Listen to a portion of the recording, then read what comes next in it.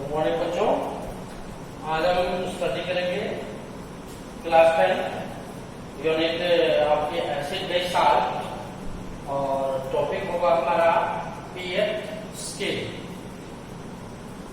तो last time हमने क्या पढ़ा था? लास्ट टाइम हमने स्टडी किया था इंडिकेटर्स के बारे में। इंडिकेटर्स स्पेशली तो डिस्कस किया था हमने यूनिवर्सल इंडिकेटर। यूनिवर्सल इंडिकेटर से थोड़ा आइडिया लग जाता है कि एसिड जो है या बेस जो है उसका जो पीएच वैल्यू है वो किस रेंज का है। जो भी कलर आएगा वो कलर हम उस टेबल से आइडेंटिफाई कर लेंगे और वो कलर किस रेंज में आता है, किस पीएच रेंज में आता है उसे हम मैच कर लेंगे और हम इजीली उसका स्ट्रॉन्ग और वीक एसिड है या बेस है वो हम नीचे उसका चेक कर सकते हैं। मैथमेटिकली क्वांटिटेटिवली आप किसी भी एसिडिक या बेसिक सॉल्यूशन के अंदर हाइड्रोनियम आयन कंसंट्रेशन या H पॉजिटिव आयन कंसंट्रेशन कैसे कैलकुलेट करें वो पढ़ना बहुत जरूरी है, क्योंकि मान लो हमारे पास दो एसिडिक सॉल्यूशन है, पहला दूसरा, इसके अंदर भी कुछ H पॉजिटिव आयन कंसंट्रेशन है, इसके अंदर भी कुछ H पॉजिटिव आयन कंसंट्रेशन है। जिसके अंदर ज्यादा H पॉजिटिव आयन कंसंट्रेशन रहेगी, जिस सॉल्यूशन के अंदर ज्यादा H पॉजिटिव आयन कंसंट्रेशन रहेगी वो सॉल्यूशन उतना ही स्ट्रॉन्ग एसिड का माना जाएगा और जिसके अंदर कम रहेगी उतना ही वीक एसिड का सॉल्यूशन माना जाएगा। और हम ये कह सकते हैं अगर किसी भी सॉल्यूशन के अंदर H पॉजिटिव आयन कंसंट्रेशन ज्यादा है तो वो उतना ही क्या रहता है, स्ट्रॉन्ग एसिड रहता है और उसकी पीएच वैल्यू उतनी ही क्या रहती है, कम रहती है। ठीक है, तो अभी हम देखेंगे पीएच स्केल क्या होता है और इसका रेंज क्या होता है। जनरली पीएच जो स्केल है उसका रेंज होता है 0 से 14,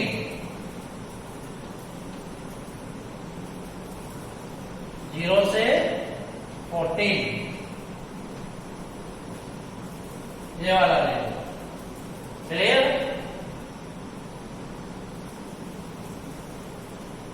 ये वाला रेंज 0 से 14 और 0 से 14 जो रेंज है